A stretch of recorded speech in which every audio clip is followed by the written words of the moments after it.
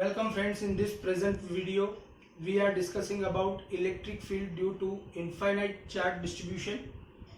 Consider करो कि यहाँ पर एक प्लेन शीट है और ये प्लेन शीट के केस में मैंने चार्जेस को डिस्ट्रीब्यूट यूनिफॉर्मली किया हुआ है.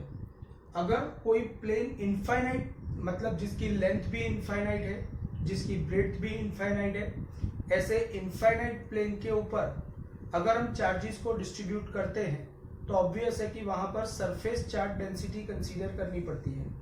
और सरफेस चार्ज डेंसिटी के केस में सरफेस चार्ज डेंसिटी डिफाइन करने का फॉर्मूला है surface charge density equal to total electric charge deposited on the plane divided by its surface area. अब हम यहाँ पर गॉस थ्योरम की हेल्प लेकर के इलेक्ट्रिक फील्ड फाइंड करना है. तो उसके लिए हमने प्रीवियस वीडियोस में डिस्कस किया हुआ है कि गॉस थ्योरम की एप्लीकेशन करते वक्त दो इक्वेशंस की हेल्प लेनी पड़ती है. एक तो फ्लक्स की डेफिनेशन है the total surface integral of electric field over a given surface is said to be electric flux associated with that surface, जिसको मैथमेटिकल फॉर्म में phi equal to surface integration E dot ds से represent किया जाता है. और flux की definition है flux Gauss theorem है phi equal to Q upon epsilon naught where Q stand for the total electric charge enclosed by the Gaussian surface. तो ये दोनों इक्वेशन की हेल्प लेकर के हम यहाँ पर Gauss theorem as a Gauss theorem की एप्लीकेशन यहाँ पर इनफाइनाइट सरफेस चार्ज डिस्ट्रीब्यूशन के लिए इलेक्ट्रिक फील्ड फाइंड करेंगे. ये एक कंसीडर करो कि बहुत ही बड़ा प्लेन है जिसके ऊपर यूनिफॉर्मली चार्जेस को डिस्ट्रीब्यूट किया गया है, जिसका एक छोटा सा पार्ट मैंने यहाँ पर रिप्रेजेंट किया है. अब ऑब्वियस है कि गॉस थ्योरम को अप्लाई करना है. गॉस थ्योरम को अप्लाई करने के लिए ये जो पर्टिकुलर प्लेन है, ये प्लेन के परपेंडिकुलरली मैं यहाँ पर क्यूबॉइडल शेप का जो गॉसियन सरफेस है जो मैंने यहाँ पर अलग से रिप्रेजेंट किया है, ये गॉसियन सरफेस यहाँ पर आप देख सकते हैं जो प्लेन में से पास हो रहा है. अगर ये प्लेन में से पास हो रहा है, जो भी पॉजिटिव चार्जेस होंगे, पॉजिटिव चार्जेस का electric field always perpendicular to plane बाहर निकलेगा. आप देख सकते हैं कि इलेक्ट्रिक फील्ड पॉजिटिव में से बाहर की तरफ मतलब x डायरेक्शन में बाहर निकल रहा है. इलेक्ट्रिक फील्ड यहाँ पर y या z डायरेक्शन में नहीं होगा. इलेक्ट्रिक फील्ड सिर्फ x डायरेक्शन में होगा, y या z डायरेक्शन में नहीं होगा. अगर इलेक्ट्रिक फील्ड सिर्फ और सिर्फ x डायरेक्शन में प्रिवेल कर रहा है तो इसका मतलब तो ये हुआ कि इलेक्ट्रिक फील्ड जो उसकी आसपास की सरफेस है, ये जो सरफेस है ये सिर्फ उसके क्रॉस सेक्शन में से बाहर निकलेगा. इलेक्ट्रिक फील्ड उसकी आजू बाजू की सरफेस में से बाहर नहीं निकलेगा. इसी बात को प्रिसाइजली समझाने के लिए हम गॉसियन सरफेस यहाँ पर एज शोन इन डायग्राम आप देख सकते हो कि मैंने यहाँ पर गॉसियन सरफेस सिलिंड्रिकल शेप का लिया है. आप गॉसियन सरफेस सिलिंड्रिकल शेप का भी ले सकते हो, क्यूबॉइडल शेप का भी ले सकते हो. अगर यहाँ पर सिलिंड्रिकल शेप का गॉसियन सरफेस मैं इमेजिन करता हूं तो यहाँ पर भी आप देख सकते हो कि इलेक्ट्रिक फील्ड सिर्फ और सिर्फ उसके क्रॉस सेक्शन को परपेंडिकुलरली बाहर निकलेगा. उसके क्रॉस सेक्शन को परपेंडिकुलरली बाहर निकलेगा, कर्व्ड सरफेस से कभी भी लिंक नहीं करेगा.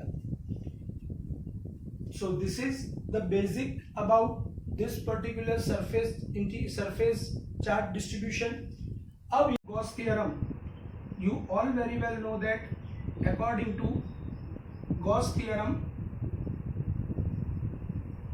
phi is equal to q upon epsilon naught, where q मतलब total electric charge enclosed by the Gaussian surface. तो आप देख सकते हो कि अगर ये क्यूबॉइडल शेप का अगर मैंने यहाँ पर गॉसियन सरफेस इमेजिन किया है तो ये गॉसियन सरफेस जितना उसका क्रॉस सेक्शनल एरिया होगा, इसका क्रॉस सेक्शनल एरिया इस तरफ भी ऐसे, इस तरफ भी ऐसे, तो जितना क्रॉस सेक्शनल एरिया होगा इतना ही चार्ज यहाँ पर एनक्लोज करेगा. इसका मतलब ये हुआ कि यहाँ पर according to definition, surface charge density equal to total electric charge upon area. So we can say that the total electric charge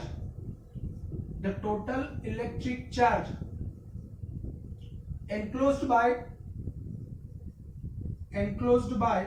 Gaussian surface that is equal to Q equal to total charge density equal to charge upon area. तो charge is equal to surface charge density into area. यहाँ पर surface charge density sigma है और S उसका cross sectional area है. जितना cross sectional area है उतना ही चार्ज एनक्लोज हो रहा है, इसलिए Q equal to sigma into S. तो fundamentally we can say that Q equal to sigma into S. So according to definition of Gauss theorem, flux associated with this particular whole surface phi is equal to Q upon epsilon naught. Q is equal to sigma into S upon epsilon naught. So fundamentally we can say that according to Gauss theorem, the total electric flux associated with the surface is phi equal to sigma S upon epsilon naught, and this equation I would like to mention as equation number 1 here. अब यहां पर मैं discuss करने जा रहा हूं definition. तो definition के अकॉर्डिंगली क्रॉस सेक्शन 1 के लिए अगर मैं डिस्कस करता हूं तो क्रॉस सेक्शन 1 के लिए electric flux associated with surface 1, cross sectional area surface 1 से associated electric flux φ1 equal to surface integration E dot ds1. यहां पर आप देख सकते हो कि सरफेस एरिया 1 के लिए इलेक्ट्रिक फील्ड का डायरेक्शन और एरिया वेक्टर का direction both are mutually parallel to each other, और अगर दोनों पैरेलल है वहां पर इलेक्ट्रिक फील्ड यूनिफॉर्म होगा, इसलिए E constant. Surface integration ds1, E dot ds1 मतलब पूरा surface area, and integration ds1 मतलब डॉट s1. s1 का एरिया s है, इसलिए E s cos theta, theta equal to 0. So φ1 is equal to E into s. φ1 is equal to E into s. Similarly अगर मैं 2 number की surface के लिए discuss करता हूं तो 2 नंबर की सरफेस के लिए भी same for surface 2, E and S vectors are mutually parallel, and if they are mutually parallel then theta equal to 0 over there. So phi is equal to, वहां पर भी सेकंड सरफेस के लिए भी phi equal to E into S होगा.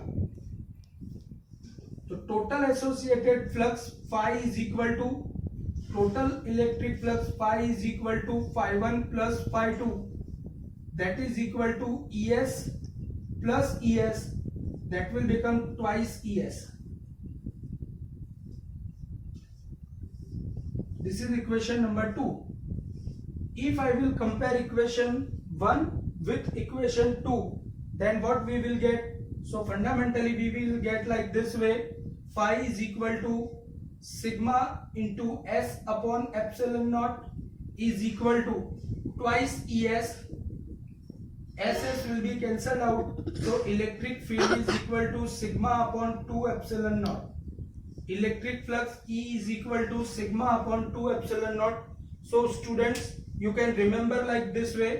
अगर आपको कहीं पर भी एक इनफाइनाइट चार्ज डिस्ट्रीब्यूशन दिया है, mind well it should not be necessary infinite, क्योंकि कोई भी प्लेट के डायमेंशन की कंपैरिजन में अगर उसका डिस्टेंस, परपेंडिकुलर डिस्टेंस बहुत ही स्मॉल है, then also you can consider this is infinite line, infinite surface charge distribution.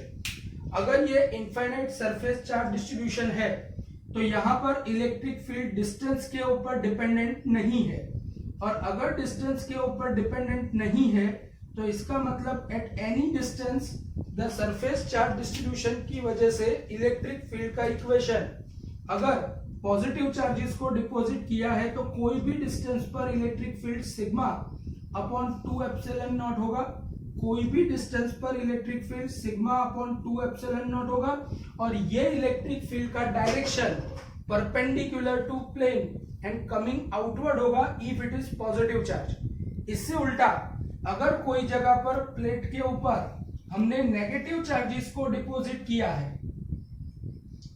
Surface charge distribution में नेगेटिव चार्जेस को डिपॉजिट किया है, तो इसका इलेक्ट्रिक फील्ड अंदर की तरफ एंटर होती हुई डायरेक्शन में सिग्मा अपॉन 2 एप्सिलॉन नॉट होगा, अंदर की तरफ एंटर होती हुई डायरेक्शन में सिग्मा अपॉन 2 एप्सिलॉन नॉट होगा, but it's direction must be perpendicular to plane.